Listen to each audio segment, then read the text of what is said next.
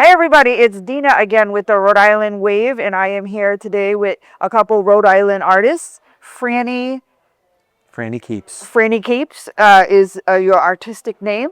That's right. Is a musician, right? Right. You make music, and oh, help me out again. Brie Roche-Lilliott. Brie Roche-Lilliott, and they have an event coming up in October that they wanted to tell us about. So Franny actually sent me an email, and he says he's a fan of the paper, which I love. We always love if you have a story you want us to tell, send me an email and we'll get you on so you can tell your story. So Franny, tell us about your big event. Well, October 25th, me and Brie will be hosting an event at her house, the Rausch Haus. It's a beautifully appointed, beautifully decorated space that Brie lives in and hosts a series of different kinds of community events. Musical concerts, clothing swaps, video shoots. Yeah. You please go in and Yeah. So I've had the house for about 5 years now, and for most of that time, really tried to involve as many different members of the community as possible to have an affordable, by which I mean free space that people can use and host their various events and ideas. I myself love to host various parties and events, so it started with clothing swaps early on. I have a background in vintage clothing and vintage homewares, which is very evident when you walk around the house. It's an old Victorian kind of filled with vintage tchotchkes and old furniture, and it's really kind of evolved in the last few years as I've met more people in the community. So last summer of 2024, I started doing the first music events, having people play live in the backyard or in the living room.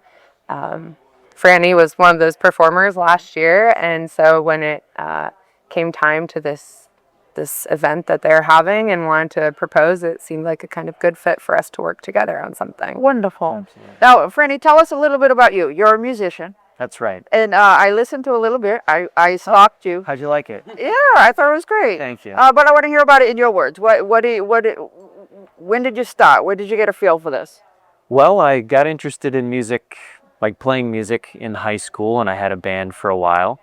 We moved to Austin, Texas, and we played music together for a little while, but it was a tough time for bands. Music was changing, the internet was changing how music got made and how people listened to and shared music. And I tried making music on the internet as like an electronic music maker for a little while. It didn't quite suit me. And I moved around from place to place for years and years to chase affordable rent and to chase new job opportunities. I never quite figured out a good place, a good fit for me until I came to Rhode Island. And when I got here, I finally started meeting wonderful people, making friends quickly. It's a very open and friendly state, and people are really supportive and really interested in hearing what you're up to. They're interested in seeing you succeed. And so I started playing music here. And whereas my previous record took over 10 years to record, this second record only took a year to record, which is incredible to me, and it speaks volumes to how supportive the community in Providence is. You can meet all kinds of people who will help, connect you with the studio, connect you with other artists, play on your record, find beautiful spaces, third spaces that you can perform in and meet people in and host shows in. It's an amazing environment for an artist. And I've moved around a lot, so I've seen a lot of different cities, and I know what. That's wonderful. Yeah, a lot of people may not realize what a vibrant art community Absolutely. Rhode Island has. We've had people making movies, Yep. making music, and all doing it by themselves, for themselves, and supporting each other. Very wonderful, vibrant community. And now, tell me, you've been like a.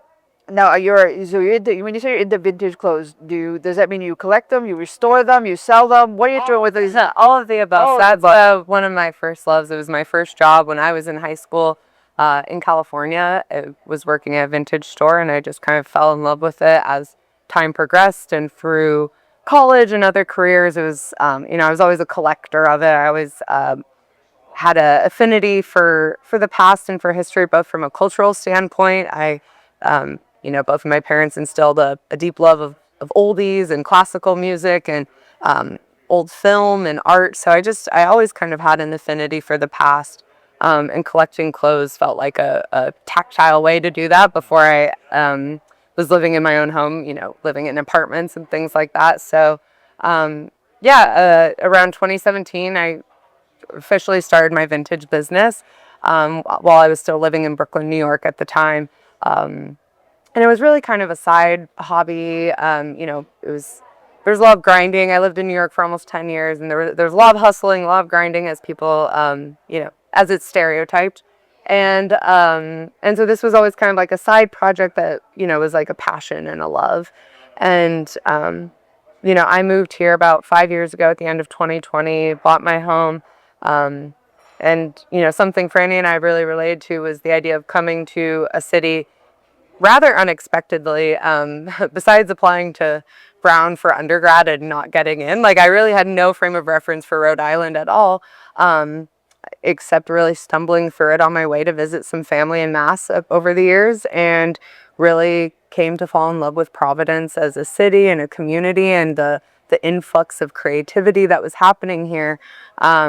So similarly, when I finally kind of made the switch, and 2020 as a year was a big push for that, for me to try something new, it really similarly reinvigorated my kind of creativity and creative sparks, both in doing vintage, which I have grown that business a lot since I've moved here, and in hosting and collaborating with other artists and creatives in general. It was a kind of breath of fresh air to be in a less competitive environment than New York, and really so much more of a collaborative one. And again, to reiterate what Franny said, an environment where people want to see you succeed. They want to show their support, whether that's musically or artistically or a small business.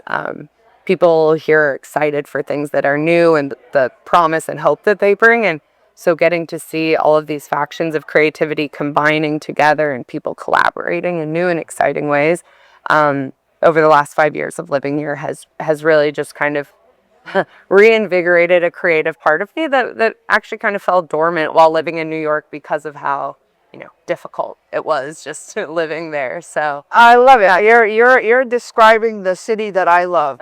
I do like to call it my grandmother's city, just so you know. Fair enough. She built the city. Yeah. But for us, sometimes Providence gets a bad rap because, we get one murder every 6 months and that's all you hear about. But there's so much more going on in the city with arts and places to eat and shows. It's incredibly vibrant and colorful. It's a very colorful city. Very much. And as a matter of fact, this weekend, I don't know if I'll have this done in time, hopefully, but PVD Fest will take over most of downtown. And that would really, and those are all, local artists who are just want to show off their talent and give back to the city, really. It's a gift. It's all free. Everything down there is free. I'll be here. So now tell me, Bye. do you have a storefront or a website? Where do you eBay store? How you want? So all of the above, not all of the above. I, as much as I should, really subscribe to the online marketplace, like I try and do as much in person as possible because I really enjoy, part of what I love about vintage is the stories that pieces hold and how excited people get about it in a way that they don't, I don't know, maybe some people get excited buying new clothes that way, but I think vintage holds an inherent kind of special quality because it feels one of a kind and it's hard to find. Well, I love your jacket. So this is something I would have wore in the 80s, just so you know. She stole my old closet. Well, and that's the great part about vintage is, it gives everyone a chance to be unique and to express themselves in a unique way. So, there's the funny thing. I'm going to interrupt you because back in the 80s when we talked about vintage, people brought out the outfits from the 20s and the 30s. And now here I'm sitting and it's 2025. Sometimes I forget. it's 2025, and vintage is now the stuff we wore in the 80s. If you want to feel really scared, to the generation younger than me, late 90s and early 2000s is vintage. So if you really want to feel scared, we don't want to bring back Y2K. Don't bring that look back. I was there. It was a mistake. Yeah. Well, I actually don't mind. I feel like I finally grew into my. I finally make sense. I was born old, so now that I'm actually old, I make sense. It is a common trope. We find each other, but. So I am part of a vintage collective in downtown Providence on Westminster Street called the Vault Collective. We've been there 11 years this fall. I say we, the collective we. It's not my store, but the shop has been there 11 years this fall. So I have a booth in there. It's a great shop comprised of 10 different vintage dealers, all who have their own curated booths within the shop. So that's downtown on Westminster Street. And then other than that, I try and do as many in-person markets as possible. There's the big twice annual one, Little City Thrifty, which happens at the Waterfire Arts Center that I'm a part of. And then as many kind of local and small ones as possible. There's a cute little dive bar on the west side, called Ogie's Trailer Park, and friends with the folks there. So I host a little market there, usually every other month, with somewhere between 6 and 10 vendors of vintage vinyl records, candles, makers, all sorts of jewelry, things like that. And we pop up on a Sunday during brunch time and, sell out there. So I'm all about and I host markets at my house too. I try and provide in-person opportunities for people to shop from local businesses, local makers, and other vintage purveyors, because I feel like that's when you get the most one-on-one interactions. Wonderful. Yeah, wonderful. Now, Franny, tell me, describe your music for me. What would you call it? I think it's singer-songwriter music. Okay. It skews towards pop. Listen, that's good old-fashioned singer-songwriter music. Yeah, Love it. Like I was telling you, I spent 10 years recording a record. It was a huge undertaking. I was very ambitious in its scope. And that's the thing about songwriters is they need other talented people to help them realize the vision that they have for their songs. They need other musicians, recording engineers, mixing and mastering engineers. So it took a long time to assemble all those people and come up with a master plan for what the record would be and have record it. I spent years and years demoing it before finally going into, I went into 3 different studios with all kinds of different people to record it. I went to Plaid Dog recording studios. Now, that's your first record.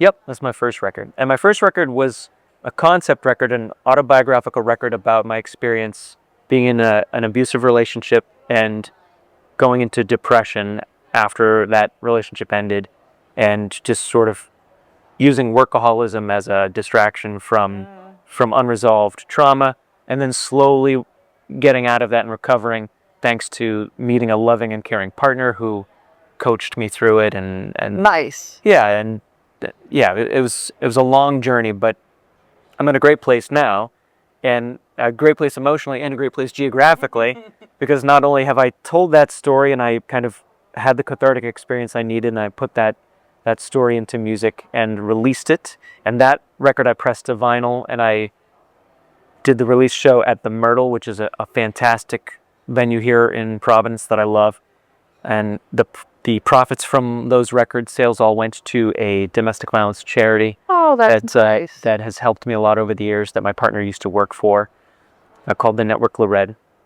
And now that chapter is concluded and I feel fully resolved, I get to make music like a little more in a traditional sense, where it's a collection of 10 songs. It's not a huge autobiographical. You can have a little fun now with your life. Some more fun. Life gets better if you're in an abusive relationship. Absolutely. Get out, get some help. Don't let your story end there. Absolutely. Move forward, because life can go on, and then you can put out another album. That's right. Yeah, there'll still be some sad songs in the second record, but it's a big deal to me that I was able to record it in just a year's time. And Wonderful. recorded almost all of these tracks at Big Nice Studio, which is a local recording studio. Now that's done. Here in It's all Lauderdale. pressed and ready to go. Yeah, we've got a couple more musicians. Will usually be tweaking that last couple things right until they release it. So there's still a few more details. Now, will it be done before the party? Yeah, Okay, yeah. so that's the goal. So this fantastic event you all are planning will also be your big CD release Nope. parties. Yep. Do you have a name for this record yet? No, I didn't. So we'll be surprised at the party. Yeah. Make sure to come so you can learn what it's called. Now, how do we follow you?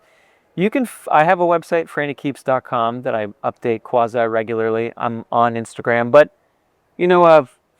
frankly, what we're doing here, being part of Rhode Island's community, part of Rhode Island's local newspapers, it's more important to me than Instagram. I have a hard time keeping up with social media. Me too. Tires me. So come catch me at a local open mic. I'll be, I play the Parlor pretty often, and Myrtle's open mic when I can, and see me October 25th and connect with me there. We can. Now, how do we get invited or get tickets to this party? How does this work?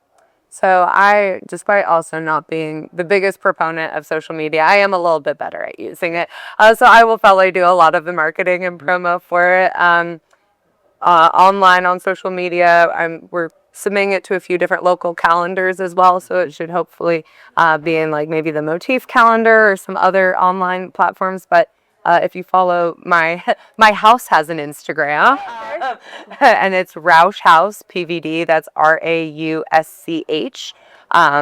Rausch and then Haus HAUS. So like the German spelling. So I have both of those websites, your website and your house's website. The house's website. So we can find you guys. And you can see some fun little sneak peek photos of the house and some clips of other photo shoots and videos and parties that have happened there over the years too. So all the information will be on there as to how to RSVP. Now, being in October, will we have any Halloweeny decorations? There may be a few external. It's not part of the theme of the event, but there may be some. It's an old Victorian house. So it is a little spooky on it though. So I'll go looking through my binders and I'll dust off a spooky song and I'll play a there spooky we go. song. Now, what is the address of the house? It's 36 Whitmarsh Street in Providence in the Elmwood neighborhood. So, Very nice. Yep, we'll have all the information listed online too, time. And Do we know who else will be performing that night? Do we have people who have said yes? Yes. Who will it be? We'll have Marou, an excellent artist, also a singer-songwriter based here in Providence, and Margeaux Lynn, who I met recently at the Bliss Festival, Bliss on Bliss, out in Newport, Rhode Island, run by Dave Flamond out there, who also works on the Newport Folk Festival, if I remember correctly. I think they moved here recently. They're really talented, excellent songwriter and singer. So Margeaux Lynn, Marou, myself will be playing mostly or fully acoustic music sets, and then we'll have someone doing live painting of Cassie, a friend of mine. I actually don't know her last name. Very cool. It's in my phone. Cassie. Sorry that I forgot your last name. All right. Cassie will be doing live painting, and we're trying to get a poet to do some live poetry as well. And we're talking to a couple folks who do pop-up bartending to see if they'll do some themed cocktails that they'll serve throughout the evening. So maybe Very cool. a cocktail for when Margeaux is on stage, and a cocktail for when Marou is on stage, and a cocktail for when I'm on stage.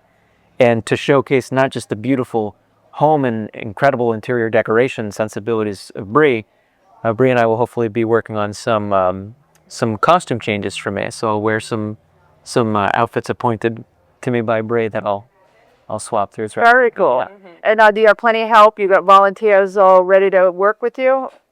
I do it all myself. Oh, she's all herself. I mean, I usually rope in a couple friends last minute and direct them about to move chairs here or rearrange things there. But would you take volunteers? Would you take volunteers if somebody wanted to? I would be open to volunteers. So there you have it. See, I learn how to delegate from this.